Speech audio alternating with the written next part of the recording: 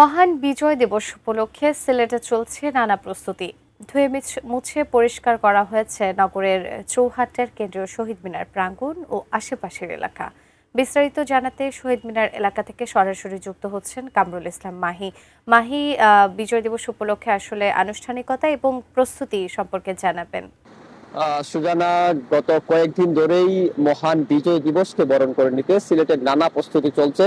আমি এই মুহূর্তে ঠিক সিলেট কেন্দ্রীয় শহীদ মিনার এলাকায় আছি এবং কেন্দ্রীয় শহীদ মিনার এলাকার যে প্রস্তুতি সেটি একেবারেই শেষ পর্যায়ে। আপনি নিশ্চয়ই দেখতে পাচ্ছেন দোয়া মোচার কাজ শেষ করে কিন্তু সব রকমের যে আনুষ্ঠানিকতা সেই আনুষ্ঠানিকতা শেষ করা হচ্ছে এবং যেহেতু আর কয়েক ঘন্টাই পরে অর্থাৎ রাতের পরেই সূর্যোদয়ের মধ্য দিয়েই মহান বিজয় দিবসের যে আনুষ্ঠানিকতা সেটি এখান থেকে শুরু হবে, তাই নিরাপত্তার বিষয়টিও সিলেট মহানগর পুলিশের পক্ষ থেকে ব্যবস্থা নেওয়া হয়েছে। আমরা ইতিমধ্যেই মহানগর পুলিশের সঙ্গে আলোচনা কথা বলেছিলাম। তারা যেমনটি বলছেন যে এই শহীদ মিনার ঘিরে ইতিমধ্যেই বেশ কয়েক স্তরের নিরাপত্তা ব্যবস্থা নেওয়া হয়েছে এবং সিসিটিভি ফুটেজ থেকে নিয়ে নানা রকমের ব্যবস্থা আসলে তারা নিয়েছেন।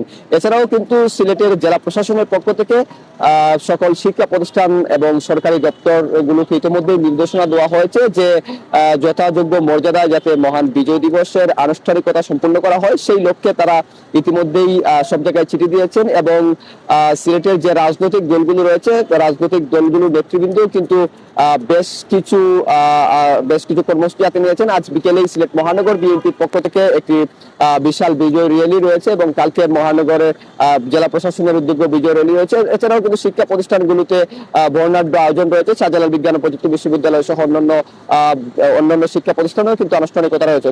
এই ছিল সিলেট থেকে আমার কাছে সর্বশেষ। সুজানা।